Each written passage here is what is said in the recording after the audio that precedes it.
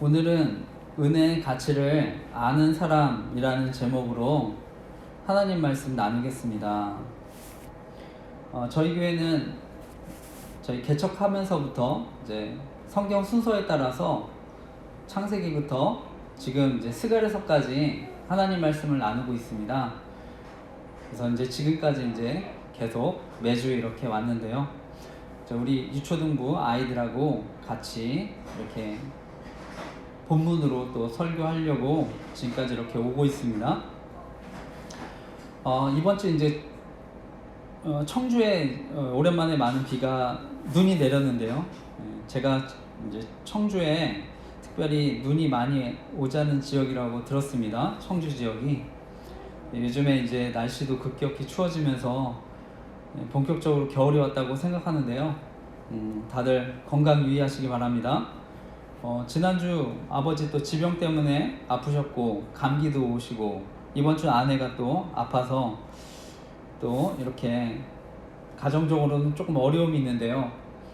그래서 다행히 이제 저랑 아이는 아프지 않고 또 건강해서 좀 잘 지내고 있습니다. 다들 이제 몸 관리 잘 하시고 건강하게 또 겨울을 잘 나셨으면 좋겠습니다. 이번 주 이제 계속해서 스가랴 말씀 나눌 텐데요.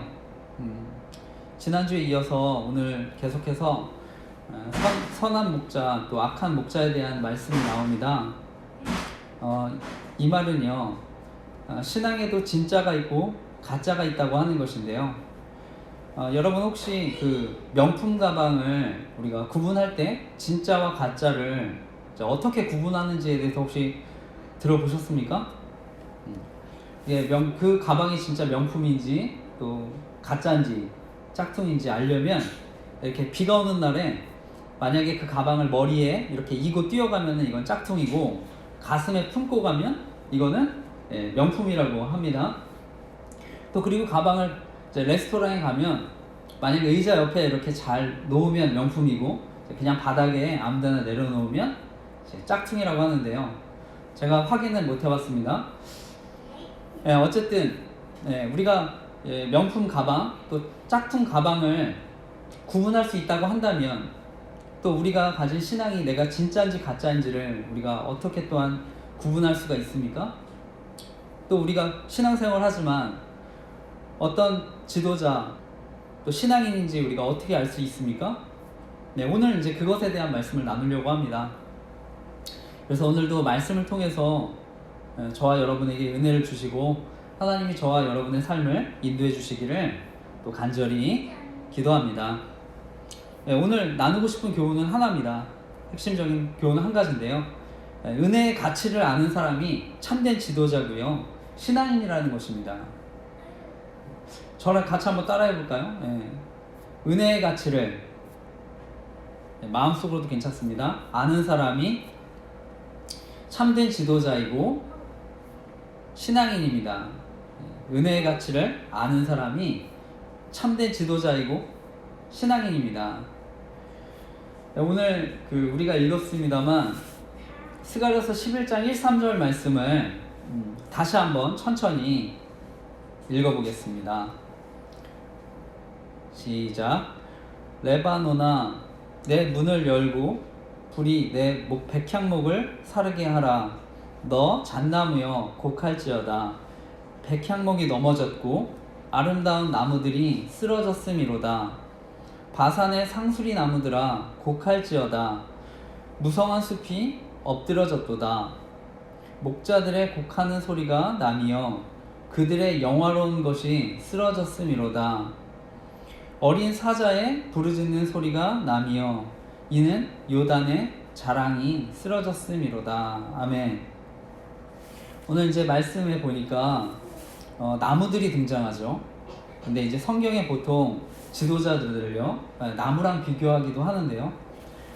당시에 이제 이스라엘의 지도자들 백향목 또 바산의 상수리 나무라고 이렇게 비교를 하는 것입니다.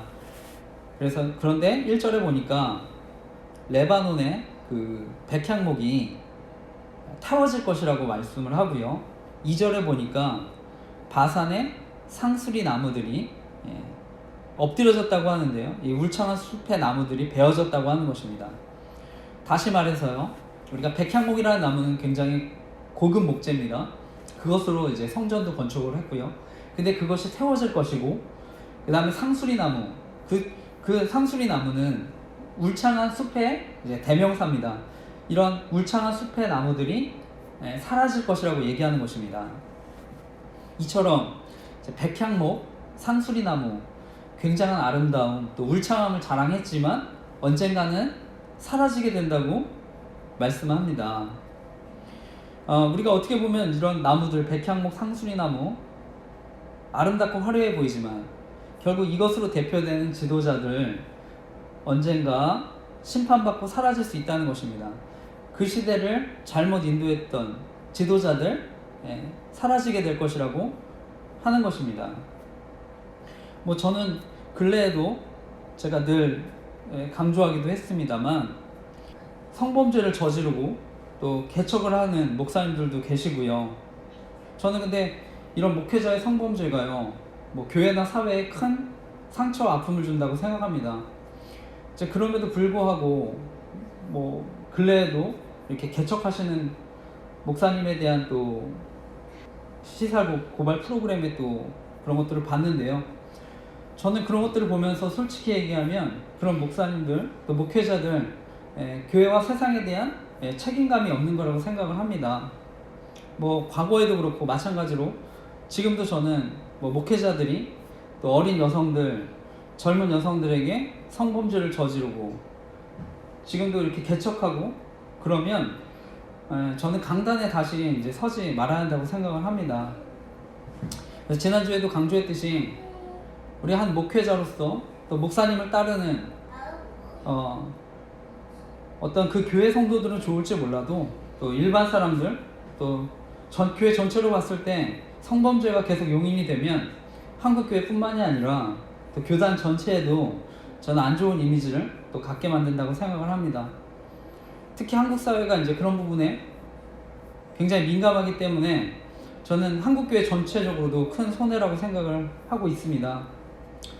무엇보다 교회가 우리 세상으로부터 부름 받았을 때는요, 분명히 세상과 저는 구분되는 특징이 있어야 한다고 생각을 하는데요.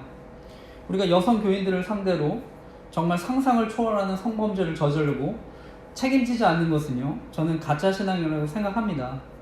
이것은 조직 스토킹이나 사이버 성범죄를 저지르는 또 그리스도인들도 마찬가지라고 생각을 하고요. 또 그런 지도자들도 마찬가지라고 생각을 합니다. 그래서 바라기는 이런 점점 악해져가는 세상 가운데 저는 우리 교회가 정말 부끄러움 당하지 않도록 우리 모두가 또한 함께 기도했으면 좋겠습니다. 오늘 말씀을 이어서 보게 되면요, 하나님 지도자들에 대한 심판을 말씀하시고요, 또 스가랴에게 어떤 명령을 하십니까? 4절에서 6절 말씀인데요, 이것도 또박또박 같이 읽어보겠습니다. 4절에서 6절 말씀 시작. 여호와 나의 하나님이 이르시되 너는 잡혀 죽을 양떼를 먹이라. 사들인 자들은 그들을 잡아도 죄가 없다 하고 판 자들은 말하기를 내가 부유하게 되었은즉 여호와께 찬송하리라 하고 그들의 목자들은 그들을 불쌍히 여기지 아니하는도다. 여호와가 말하노라. 내가 다시는 이 땅 주민을 불쌍히 여기지 아니하고 그 사람들을 각각 그 이웃의 손과 임금의 손에 넘기리니 그들이 이 땅을 칠지라도 내가 그들의 손에서 건져내지 아니하기라 하시기로. 아멘. 하나님이 이어서 어떤 명령을 하십니까? 하나님은 잡혀 죽을 양떼를 먹이라고 말씀합니다. 죄로 죽을 수밖에 없는 잡힐 양떼를 먹이라고 하시는 것인데요, 이것은 이제 앞으로 죽을 수밖에 없는 이스라엘의 운명이기도 합니다. 도저히 살 길이 없는, 하나님은 그런 양떼를 먹이라고 말씀하십니다. 그리고 이어서 7절입니다. 7절 말씀도 같이 읽어보겠습니다. 시작. 내가 잡혀 죽을 양떼를 먹이니 참으로 가련한 양들이라. 내가 막대기 둘을 취하여 하나는 은총이라 하며 하나는 연합이라 하고 양떼를 먹일세. 아멘. 하나님은요, 양떼를 먹이라고 하시는데요, 두 가지의 막대기에 대해서 이야기하십니다. 이 두 개의 막대기로 이스라엘 백성들을 이끄셨다고 말씀하는 것입니다. 하나는 은총, 또 하나는 연합이라고 하는 막대기입니다. 그래서 양을 칠 때 두 가지의 막대기에 대한 말씀인데, 여기서 은총이라는 게 바로 은혜입니다. 은혜. 하나님이 우리에게 주시는 은혜. 이것이 우리에겐 정말 그리스도인들이 경험해야 될 가장 중요한 요소죠. 만약에 은혜가 단절됐다, 하나님이 나랑 함께 계시지 않는다, 이렇게 여겨지는 것은 우리가 메마른 인생을 그렇게 되면 살 수밖에 없는 것이죠. 곤고함과 황폐함을 느끼는 것이고요. 근데 하나님은요, 분명히 우리 신앙생활 가운데 내가 은혜의 자리, 예배의 자리에 나아가면 하나님 우리에게 은혜를 주십니다. 그리고 은혜 받은 사람들은요, 결국 하나의 공동체로 연합해서 살아가게 됩니다.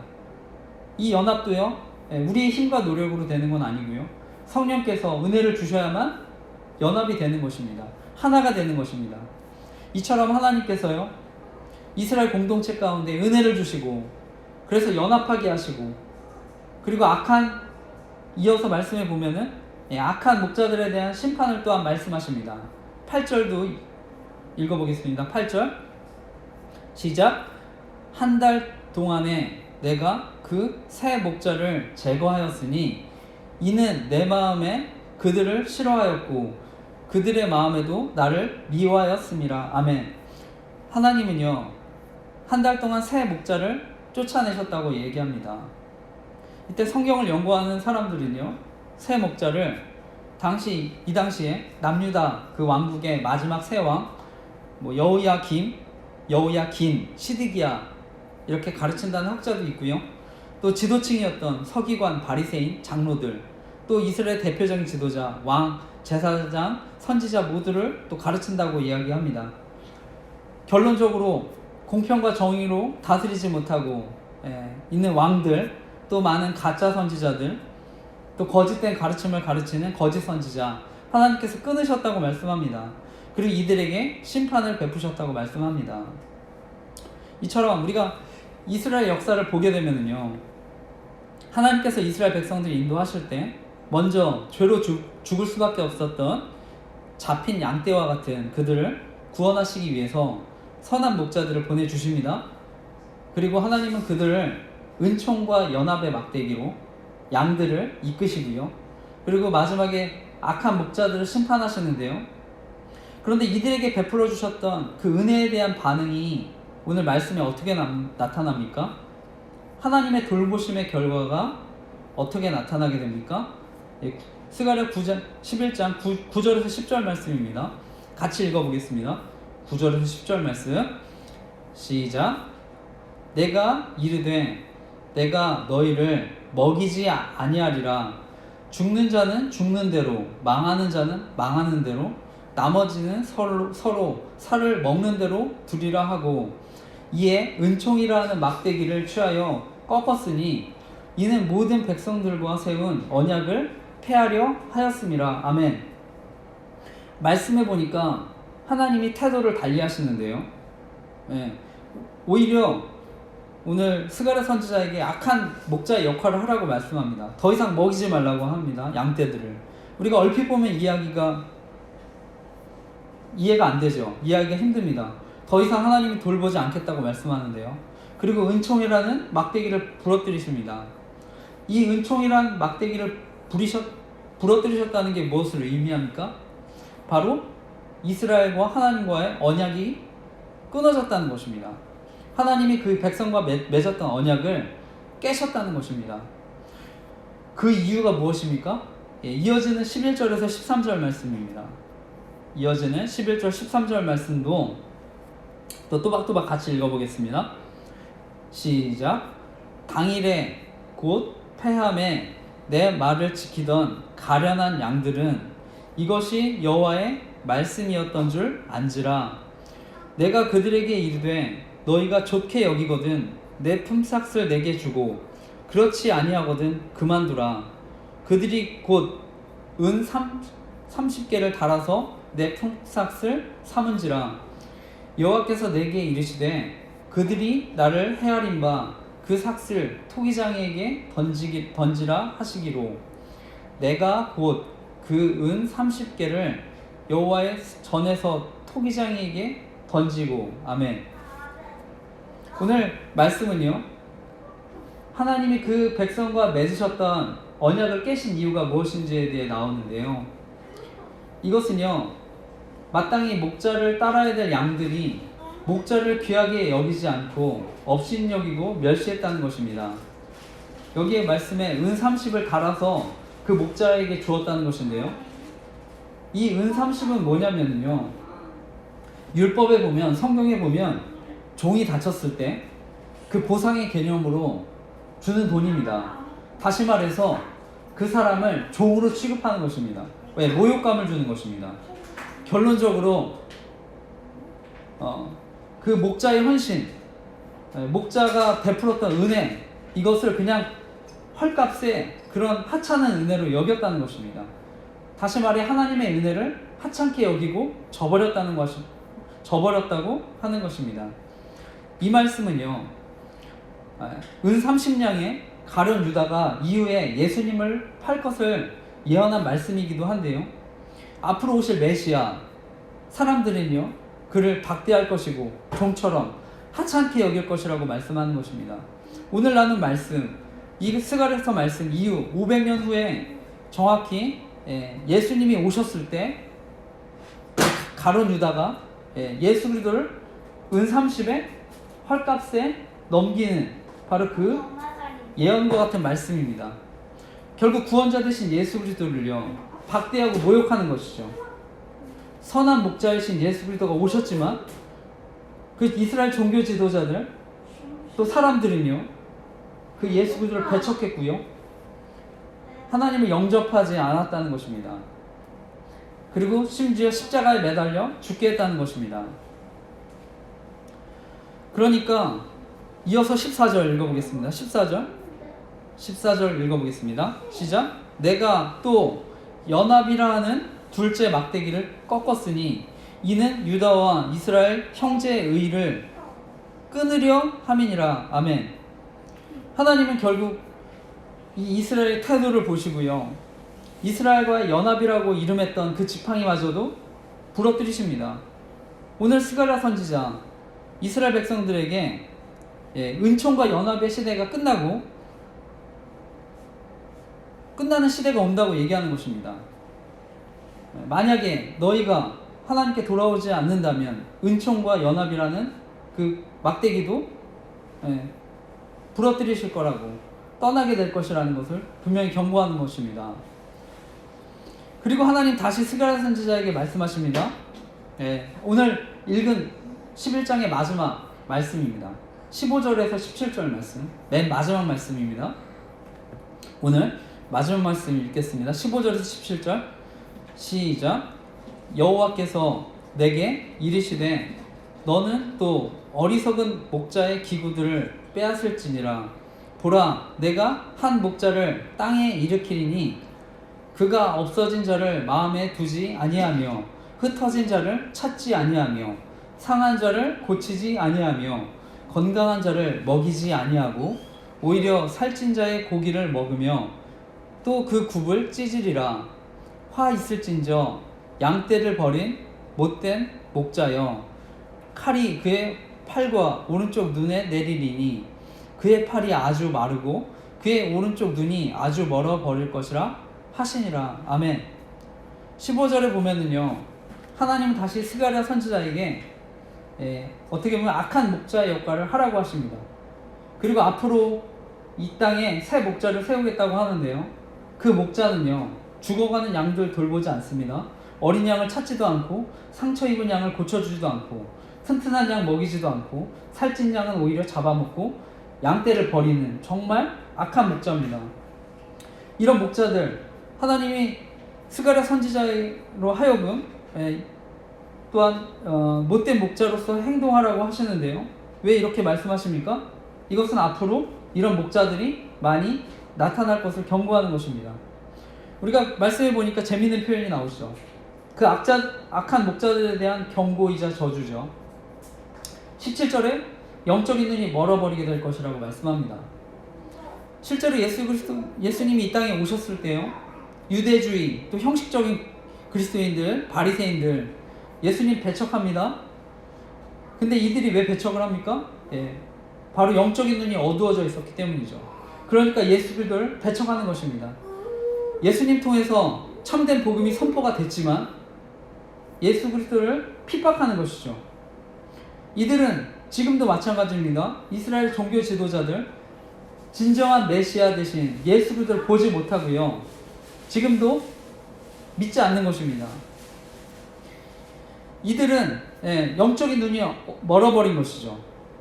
은혜의 가치를 모르는 지도자들입니다. 성경에 보면 하나님의 가장 무서운 심판이 무엇입니까? 내버려두는 것입니다. 그냥 영적인 무감각 속에 두시는 것입니다. 만약에 저와 여러분에게도 하나님께서 동일하게 심판하셨다고 한다면 우리는 비참한 인생을 살 수밖에 없습니다. 하지만 우리가 이런 비참한 죄인으로 인생을 마무리하지 않도록 하나님 우리에게 은혜를 부어주시고요. 길을 보여주셨습니다. 그렇게 하지 않으신 거죠. 바로 예수 그리스도를 보내주신 거죠. 우리 인류에게. 그리고 다가오는 성탄, 크리스마스는요. 바로 그 예수 그리스도를 기념하는 날입니다. 오늘 제가 이제 말씀을 정리하면서요. 저와 여러분 은혜의 가치를 아는 사람입니까? 오늘날 교회가 비판받는 가장 큰 이유가 무엇입니까? 은혜를 경험하지도 못했고 은혜의 가치도 모르는 수 있는 것입니다. 이것은 지도자들도 마찬가지죠. 저는 신앙도 진짜가 있고 가짜가 있을 수 있다고 생각을 합니다. 하나님을 만난 체험도 없고 교제도 해본 적이 없고 또 꾸며낼 수 있는 것이죠. 실제로 하나님에 대해서 모르면서 이제 얘기하는 것입니다. 요즘에 그 안티 크리스찬이라고 하죠. 교회를 이렇게 비판하는 그리스도인들도 있는데 저는 이들이 예배도 드려봤고 등록도 했었던 분들이라고 생각합니다. 근데 결과적으로 이들이 교회를 비판하고 교회에서 멀어졌던 궁극적인 이유가 무엇입니까? 하나님 은혜를 몰랐던 것이죠. 은혜의 가치를 몰랐던 것입니다. 만약에 이런 분들이 영적 훈련이나 말씀에 대한 순종을 경험해 봤다면 우리가 교회 안에서 구원받은 성도는요 성경을 읽고 배우고 순종합니다. 그러면서 변화의 과정을 거칩니다. 그렇게 살아가다 보면 가치관도 변하고요 삶에도 큰 변화들이 나타납니다. 그런데 이것을 경험하지 못하니까 은혜를 모르니까 그 가치를 모르니까 교회를 비판하는 것이죠. 그리고 근데 하나님은요 우리가 진짜인지 가짜인지 다 알고 계십니다. 우리가 사람들은 서로 속일 수 있어도요 하나님은 속일 수 없습니다. 구약 성경에 보면 하나님이 이스라엘 사람들로 하여금 가나안 땅에 들어가 전쟁을 하라고 합니다. 그때 그 전쟁할 때 그 이스라엘 백성들은요 하나님의 말씀이 담긴 구약의 10계명이 담긴 언약궤를 그냥 메고 들고 가면 전쟁에 이길 거라는 믿음이 있었습니다. 그냥 언약궤만 들고 나아가면 거기 하나님이 계시니까 이길 거다라는 믿음이 있었습니다.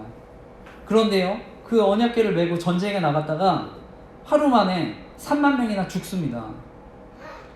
이처럼 근거 없는 믿음, 근거 없는 신앙 때문에 많은 사람들이 죽음을 당한 것입니다. 하나님 지금도 동일하게 말씀하시고 경고하는 것입니다.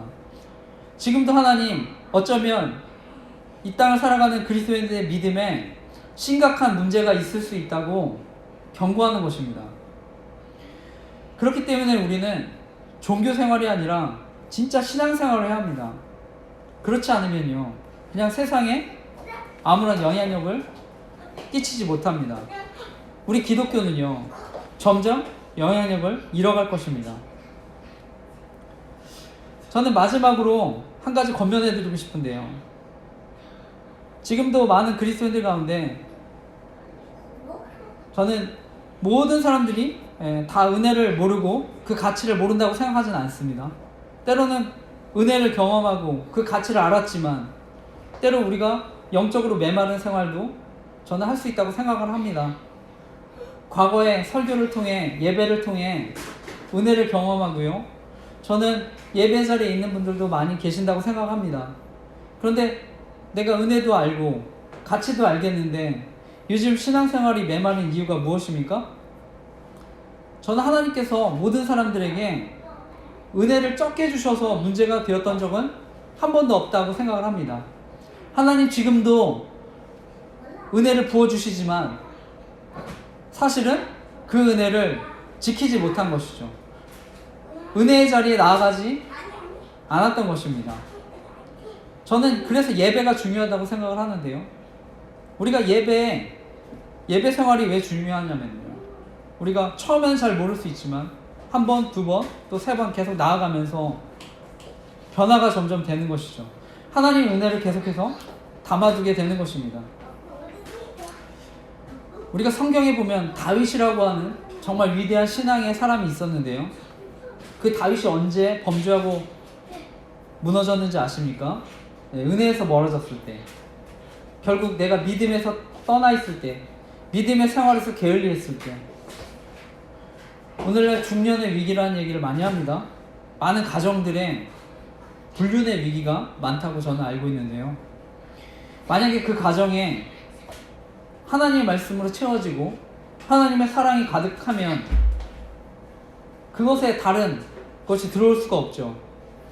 이 다윗이라는 왕이 이제 왕권도 안정시키고 주변 전쟁에서 승리하면서 결국 그 나라가 부강해집니다. 그런데 그때 다윗의 눈에 한 여성의 목욕하는 광경이 눈에 들어왔던 것입니다. 그 여인이 밧세바죠. 그 밧세바에 대한 결국 생각 때문에 그것에 결국에 마음이 뺏기니까 하나님의 사람으로서의 본분을 잊어버리게 됩니다. 로마서 1장 21절에서 23절 말씀인데요. 이건 제가 읽어보겠습니다. 로마서 1장 21절에서 23절 말씀. 하나님을 알되 하나님을 영화롭게도 아니하며 감사하지도 아니하고 오히려 그 생각이 허망하여지며 미련한 마음이 어두워졌나니 스스로 지혜 있다 하나 어리석게 되어 썩어지지 아니하는 하나님의 영광을 썩어질 사람과 새와 짐승과 기어다니는 동물 모양의 우상으로 바꾸었느니라. 하나님을 영화롭게도 아니하며 감사하지도 아니하고 오히려 그 생각이 허망하여지며 미련한 마음이 어두워졌나니 스스로 지혜 있다 하나 어리석게 되어 썩어지지 아니하는 하나님의 영광을 썩어질 사람과 새와 짐승과 기어다니는 동물 모양의 우상으로 바꾸었느니라. 아멘. 다윗은요 결국 자신의 정욕이 우상이 되어버렸던 것입니다. 오늘날 사단이요 정말 우는 사자와 같이 호시탄탐 우리 그리스도인들의 생활 가운데 삶 가운데 우리를 노리고 있습니다. 우리가 한눈을 팔게 되면 믿음의 경주를 게을리하면 그 틈 사이로 파고드는 것이죠. 우리의 죄성이라는 것은요 언제나 지금도 기회를 엿보고 있습니다. 여러분 가운데 부정적인 생각, 낙심 저와 여러분에게 두려움도 주고요.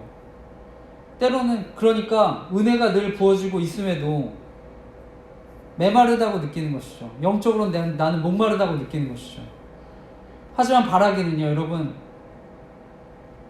여러분이 은혜를 담아두기 위해서 은혜의 자리에 나가시기를 간절히 기도합니다. 여러분들에게 저는 새벽 기도하고 당장에 저녁 기도하고 저는 이렇게 하라고 강조하고 싶지 않습니다. 단 10분이라도 내가 시간을 정해서 하나님께 나아가시기를 간절히 기도합니다. 저희 교회는 큐티 그래서 감사일기, 설교 노트 쓰기 또는 묵상 노트 쓰기를 권하는데요.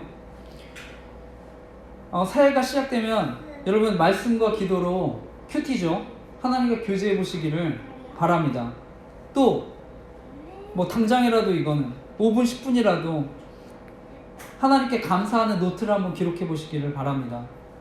또 제 말씀을 듣고 또 받은 은혜들이 있다면 또한 노트에 한번 기록해 보시기를 간절히 또 부탁드립니다. 저는 이제 집에서 가정 예배를 다시 회복하고 싶어서 3분 가정 예배라는 또 책을 통해서 예배를 시작하고 있는데요. 긴 시간 또 많은 또 노력 필요하지 않습니다. 우리가 삶 속에서 짧은 시간이라도 이렇게 하나님 앞에 은혜를 담아두기 위해서 나아간다면 결코 저와 여러분의 삶은 메마를 수 없다는 것을 믿으시기 바랍니다. 바라기는 저와 여러분 이번 주 하나님이 주시는 은혜, 또 우리가 계속 그것을 구하고요, 그 은혜를 담아두고 또 우리가 풍성히 것들을 누리는 신앙생활하는 저와 여러분 되시기를 간절히 기도하고 축복합니다. 네.